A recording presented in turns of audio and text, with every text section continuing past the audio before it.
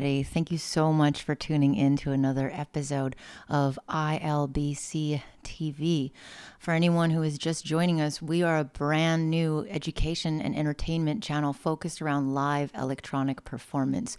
We really, really love it. We want to encourage more people to do it, and we want to show you kind of behind the scenes as well as real time interaction with people who are doing it right now and what they're learning and what their stories are.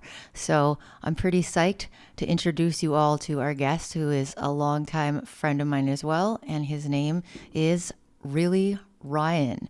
Ryan is a really fun person, as you can see from his extremely lit Instagram, which we're looking at right here.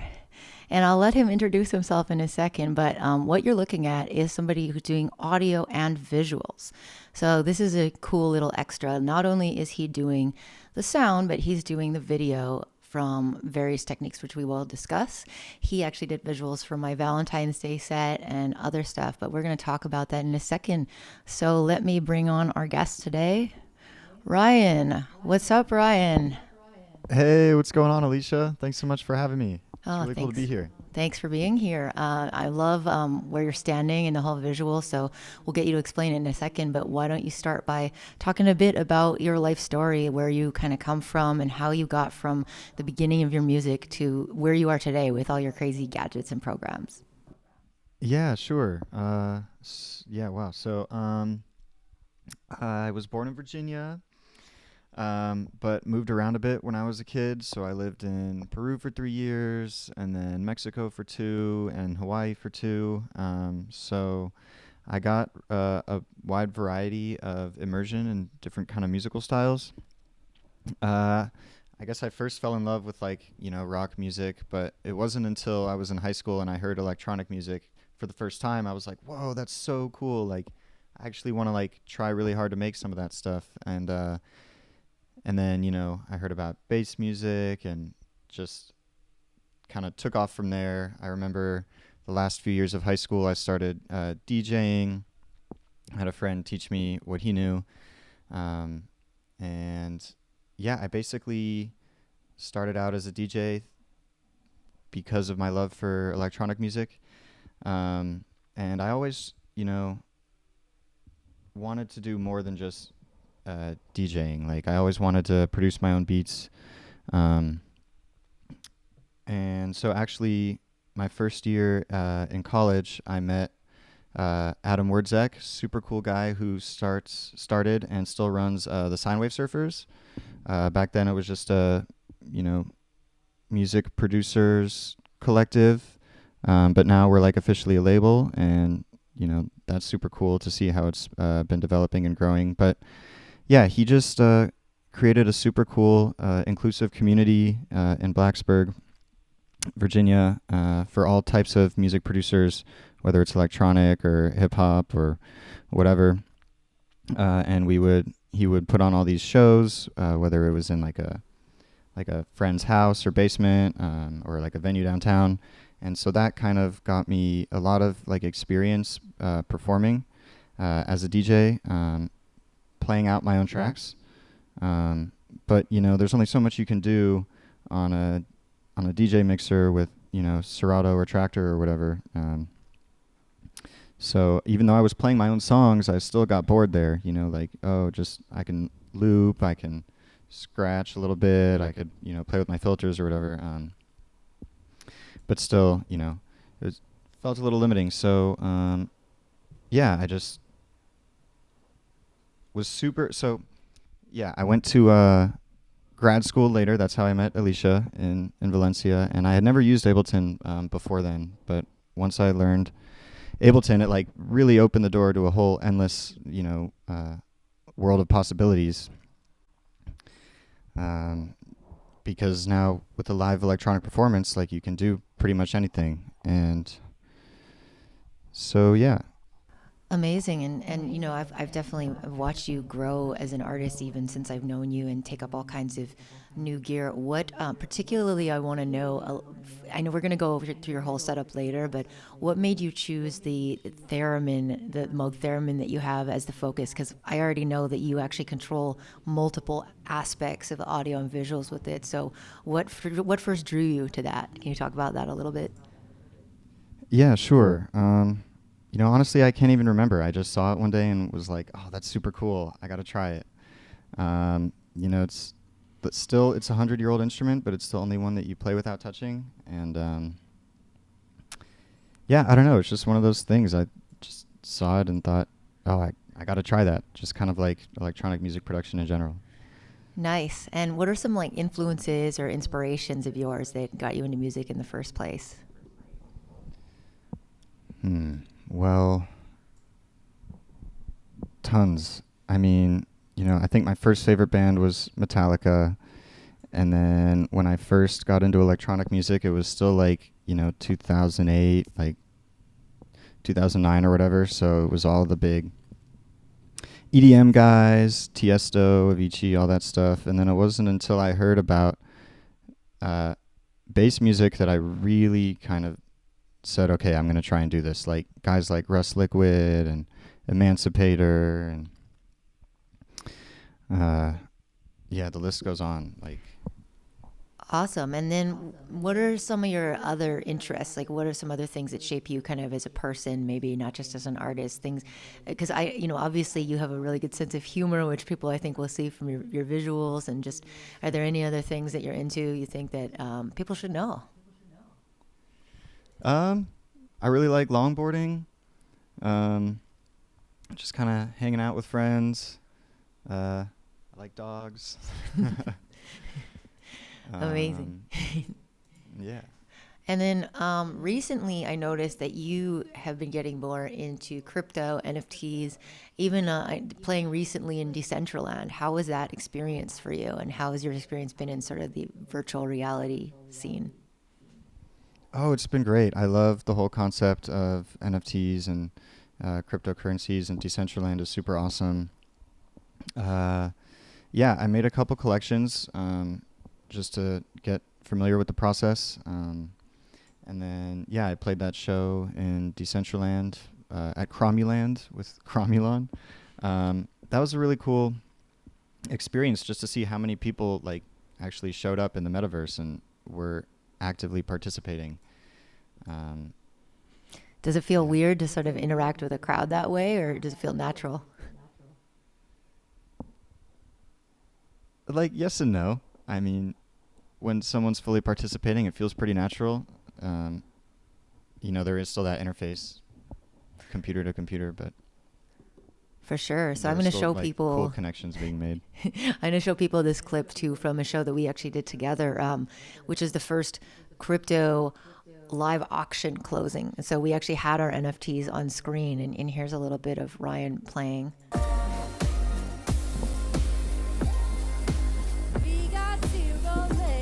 with me, doing the visuals actually. There's this. Wait, where's your set? It's in the middle somewhere. That's Luigi. Oh, here we go. So Ryan actually played opening and closing, basically. He started out the night, and you can see these are Ryan's NFTs. NFT Club Sandwich Oh yeah. and Shitmoji. Can you speak maybe a little bit about the irony or what inspired these NFTs, the official club sandwich and whatnot? Oh yeah, I don't know, just like the NFT club sandwiches expand and contract, kind of like the crypto market. Just thought that was like a funny bit of irony to play into creatively, I guess. And then the what was the other one? Planet. Oh Shitmo- yeah, the Shitmoji world, the world of Shitmojis. Yeah, there was this. These were all created during lockdown, right? So I was just like, oh, the world is shit.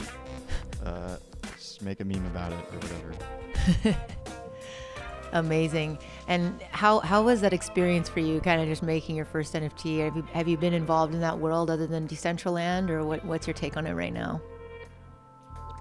I definitely want to do more. I haven't been as active. It was just something I was trying out. And for a while I felt limited because I wasn't doing like these crazy 3D renderings or whatever. But tons of people are making amazing NFTs, whether it's just audio or 2D digital art. And so it's a really kind of cool space that I want to get back into for sure. Nice.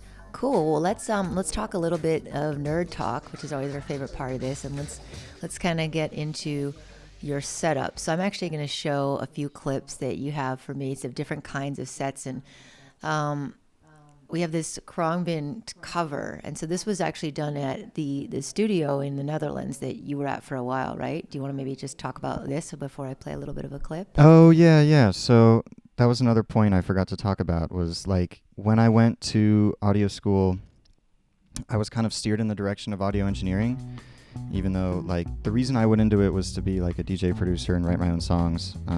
But Virginia Tech had like an amazing recording studio, and at the time it was 24/7 access, so that was like how I spent most of my time, was just finding bands, artists, recording, mixing, mastering.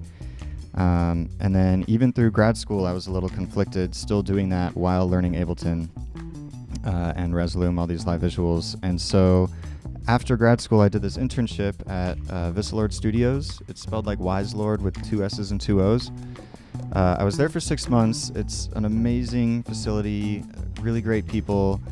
Learned a ton. Made some really good connections, and at the end of it realized that I don't want to work in a recording studio. I want to work on being an artist like I first sought out to do. So then I went back to Spain at the beginning of this year, and that's when I started collaborating more with you, Alicia. We did the Funk Hunters live stream for Valentine's Day. Awesome. One of my favorite sets. Yeah, it was super fun. And then I also did the Hemispheric Planetarium show. In Valencia, Spain, they have this really cool Palau architectural series of structures, and one of them is a planetarium.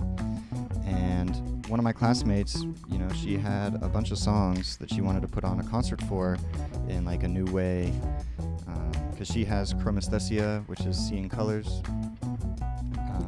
So we prepared a whole bunch of visuals for her concert, and we projected them into the planetarium dome, and it was super cool and exciting. And even though it was just video, you know, it was something I was doing that was creative. And yeah, it was an awesome show. We played it 2 nights. Amazing. I want to show a little clip of some of these other sets. So which of these mixes came first? The debut live AV set. That sounds like the first one. Wait, right? Yeah, that was the first one. Yeah, I was in a smaller room, actually in my bedroom. So like the tripod was on my bed, and like I had to crop off some of the edges just out of practicality, and like the lighting was a little weird. But hey, it's all a process. Hey, this one came out real nice. I mean, it's a nice focus on your Theramini, and it really kind of shows what you're doing with it, I think, even to somebody who doesn't know what you're doing.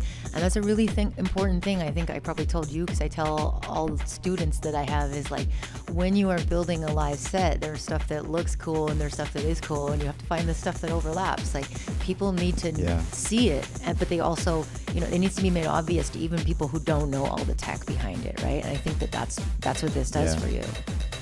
And that's the biggest challenge, I think, with my setup, is it's very much centered around the theremin, and making sure that it's explicit what the theremin is doing can sometimes be challenging. Right, like if you're in a club or type of thing with a really tall booth or something, and you're in the side, I'm sure like just physically where you're set up really makes a difference, right?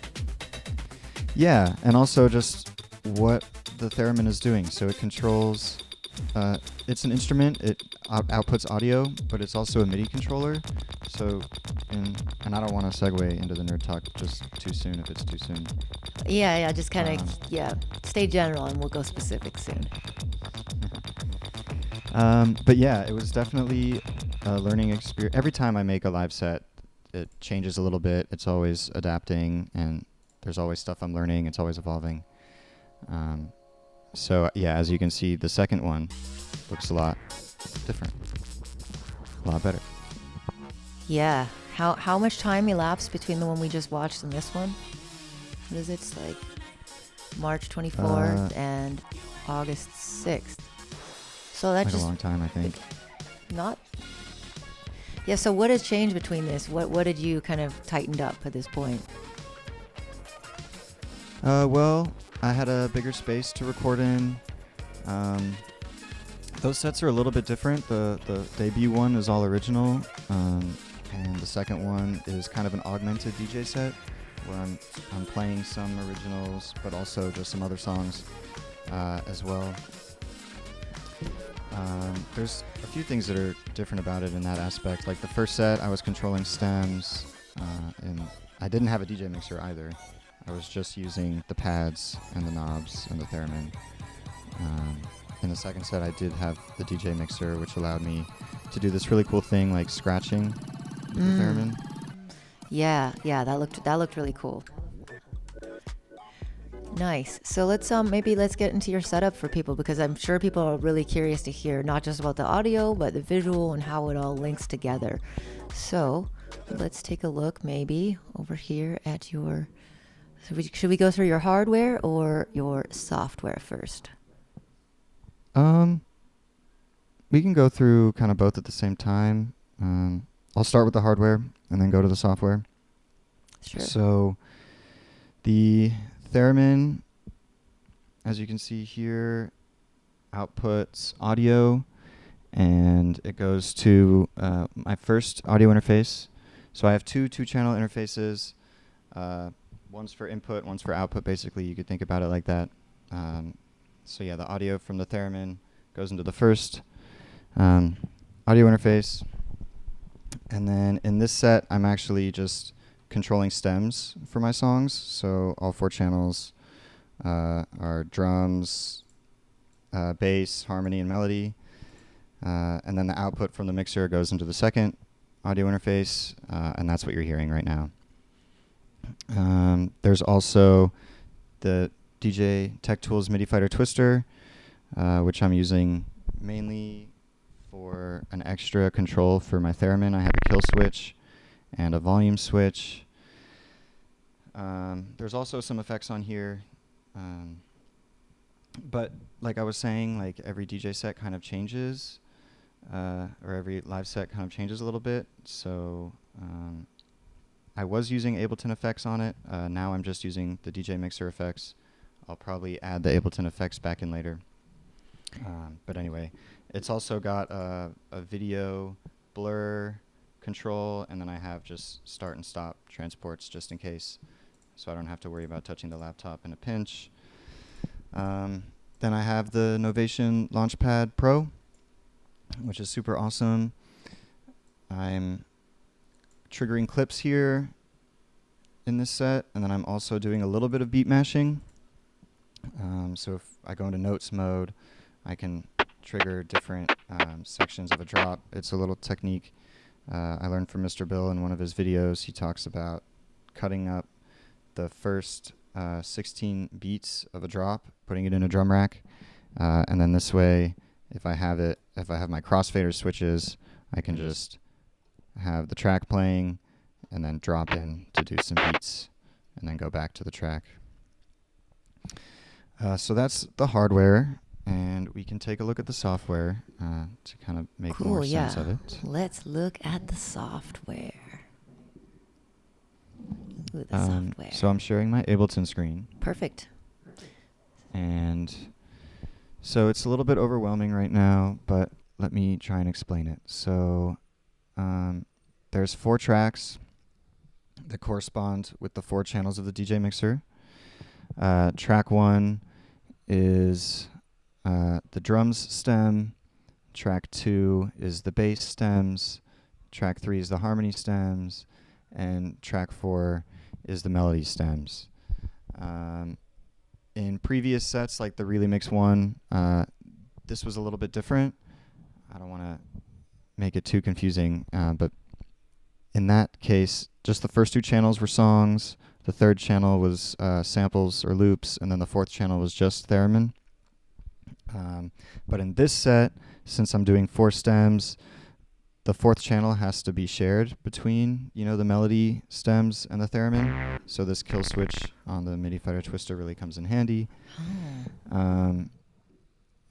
And so, yeah, I'm also doing a little bit of like jamming at the beginning. The MIDI Fighter Twister has a step sequencer, which was working all up until now. So, classic. Always have a backup. Just drop some drum loops in there. So that's also sharing channel 1 with the drums. They just don't happen at the same time. You can see these are different scenes. That was the drum sequencer. I'm also just playing some chords on channel 2 just for the jam. And then channel 4 for the jam. It's a mix of theremin audio and theremin MIDI. So on the first scene, I'm just going to be playing with the audio coming out of the theremin, and then in the next couple scenes, I'll mute the audio from the theremin and do some MIDI effects with it. Just controlling some filters and some kind of obvious like things that you can hear. Yeah, that's it for the audio stuff. There's some video channels in here as well. They're just little clips with Love to MIDI hear messages. Yeah, so Ableton and Resolume are really cool because they talk to each other through the IAC driver. So there's this fancy little Ableton Resolume plug widget thing, and I'll show you how it's really spelled all the way right here. So Ableton Live-Resolume 7 plug.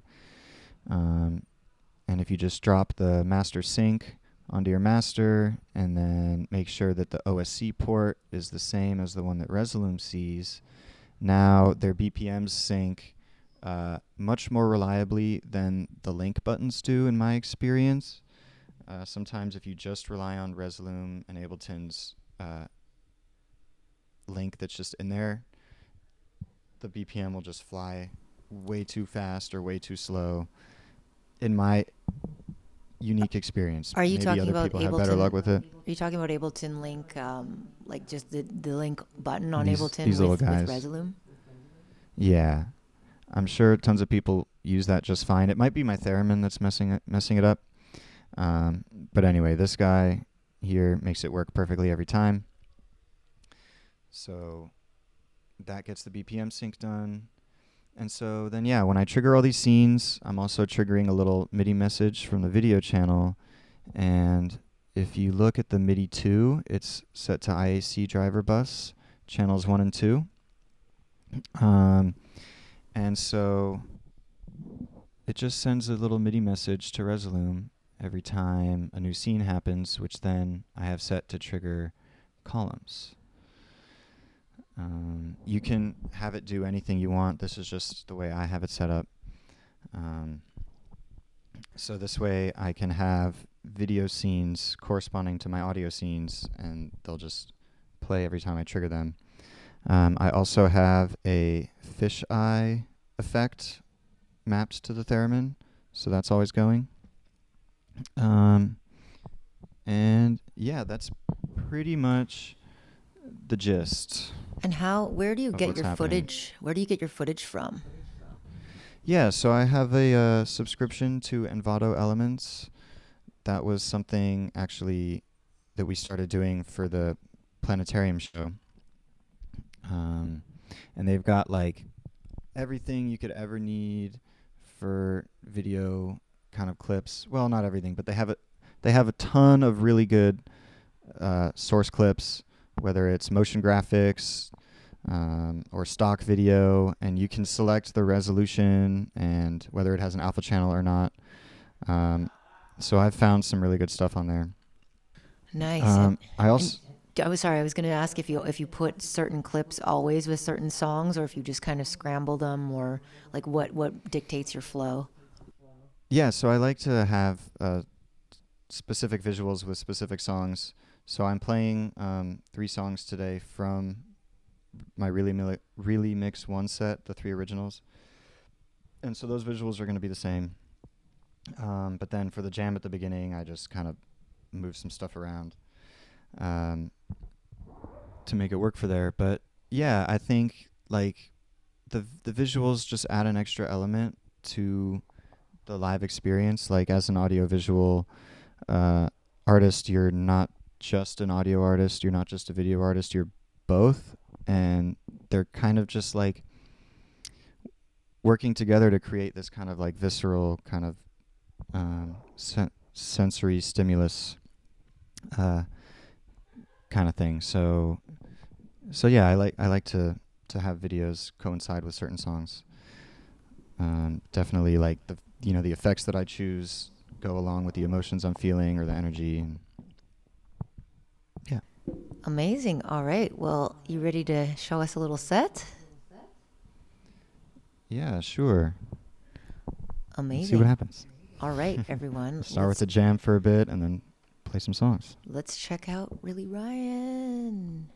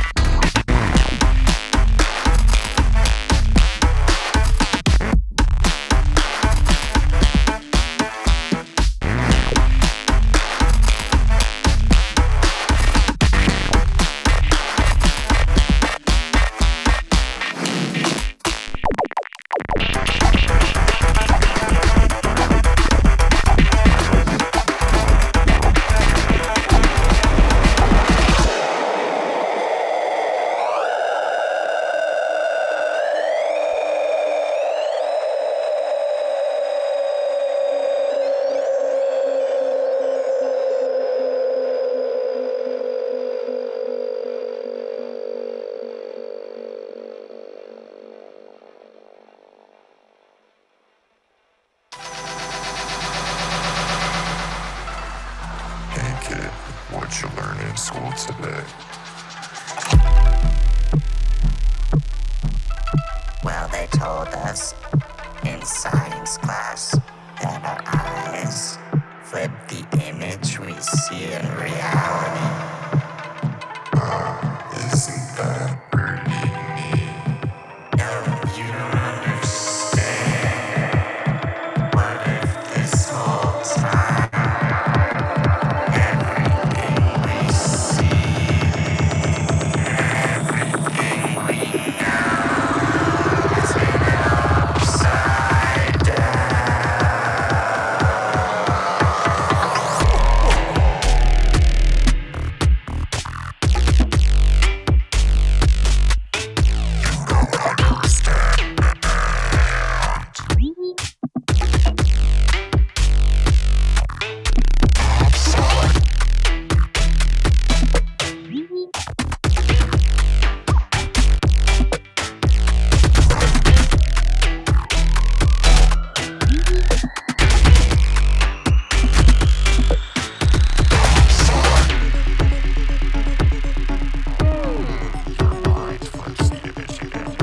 Oh, I see. So like your eyes are always flipping,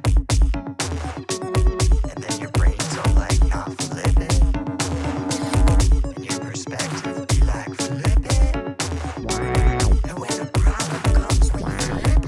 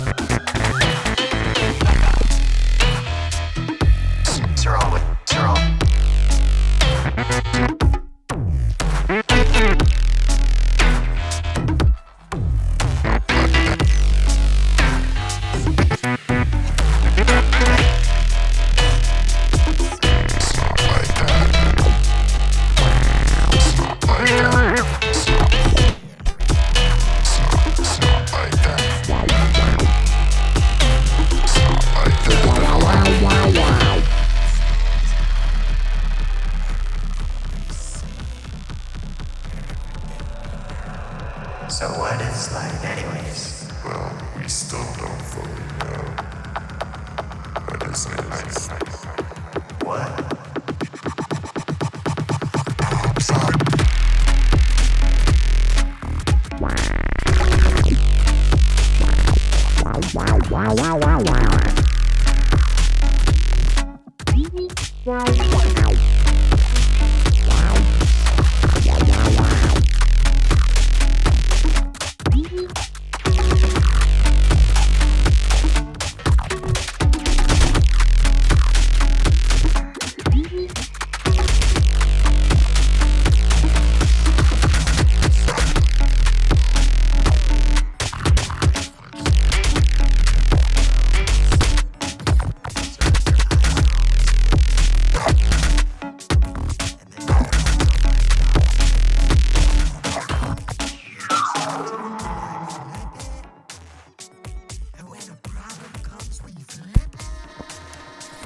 That's it, guys, for today. Thanks so much for watching. Amazing.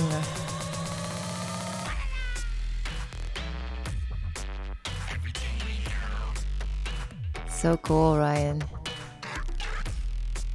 Thanks. Yeah, it's so much fun. It's yeah, I was saying earlier, every set's a little bit different, so there's always stuff to learn on and improve on. Amazing. But yeah, I'm really excited for this setup and what I'm gonna make with it.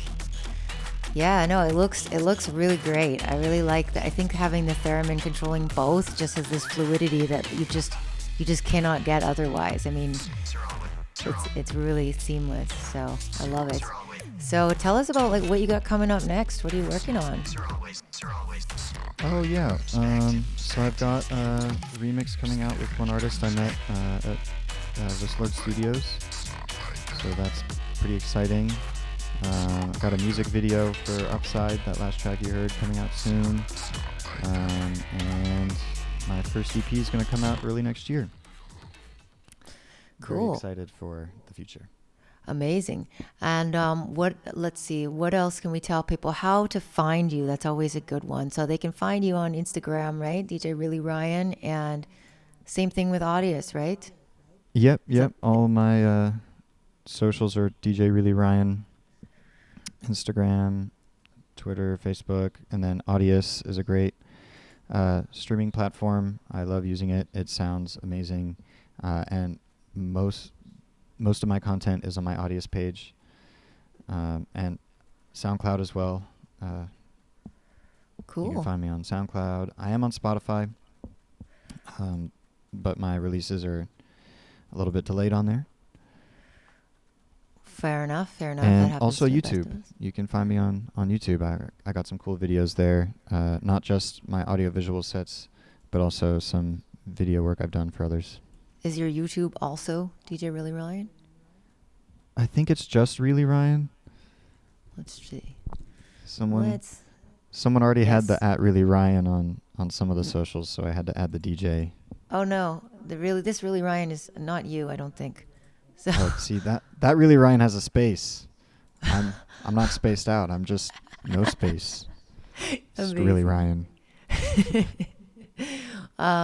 So there's a question actually from the chat about how big your room actually is. Oh yeah. Well, it's nice and wide this way, but the depth is actually kind of narrow, which is why the cutoff is just right below the table, because I'm already fully zoomed out on the camera and can't make the room any bigger. I took the measurements earlier, and my tape measure is not in the room, but it's kind of like the upstairs loft area to this house that I'm renting a room in, so it's fairly large. This is a 10 by 12 green screen, so, and the hallway is probably another 2 feet away. I'd say like 14 feet wide by like 10 feet deep. I can go run and grab my tape measure if you want exact measurements. I think a rough approximation is good enough. And when maybe some tips, would you have any like words of wisdom to share with people that are getting into their own live setup? Because I've definitely watched you live and learn from certain things. So are there things you would tell people? Just like try everything and see what works for you, and definitely just like do what you're thinking of doing. Don't just like think, oh, I could do it, and then like not actually try, because you have to try and see what works for you by doing it. You can't just think about it. And I mean, just like, practice, get stuff done early, like, what's it called? Don't procrastinate? Yeah, don't procrastinate. And that just comes from like doing stuff every day and seeing what works for you, what doesn't, and then you start developing your own techniques that you can develop into sets. Cool. Well, this has been amazing. Does anyone have any last questions from the chat? Thank you so much for coming and doing this set and showing us your amazing setup and things like that. And thanks so much for having me. One more question apparently is how good a teacher was I? Oh no, it's not about, no way. It's a question for you. No, it's how good a teacher was I? To you. They're asking you. Oh yeah, no, Alicia's amazing. She's the best teacher I've ever had, hands down. She knows everything and teaches it with patience and grace. And no, seriously though, like Thank you. When I say she's the best teacher ever, she really is. Like, I don't know how else to say it. Oh, you're the best too. Thank you. Another question I think was, do you have any challenges when you bring your visuals to a venue or club? Oh yeah, challenges even before getting there. But yeah, when you get to the venue, um, first you have to. Well, hopefully you've talked to them beforehand and arranged that you'll be doing visuals. But either way, they'll give you like a HDMI cord or a wall box to plug an HDMI into, or whatever, and the video format that you send them. If they're using a video switcher, that has to be congruent with the video format that you're sending them. I'm on a Mac, so you would go into your system preferences, display, and then you have all those different output formats. You just have to make sure it's the right one, and having like proprietary dongles come in handy for video. I used for one of the gigs earlier this year, like a third-party dongle that had an HDMI output, and it worked kind of like half the time. Like, you jostle it a little bit and the connection gets broken, that kind of thing. Yeah, those are some of the challenges with video in a venue. There's also the little bit like of a delay. If it's a bigger venue, you might want to delay the video a bit. Otherwise, it seems like it's not in time with the audio. But Yeah, I that's can a only small issue. imagine. Like, I'm so stressed out when I go to play a show. It's like twice the stress to do audio and video. So I commend you for that one for sure. Yeah, the video component adds a whole extra layer of preparation and concerns. But it's worth it in the end to have like a cohesive experience, I think. Amazing. Oh, well, again, yeah, thank you so much. It's been such a pleasure to share your setup, and I'm sure we're going to see you back possibly as a contestant on the show. Like, who knows? You seem like the right kind of person to be on our ILBC TV. Are you excited about the concept? Yeah, I'm super excited, and like just the concept of the show got me evolving my set even more.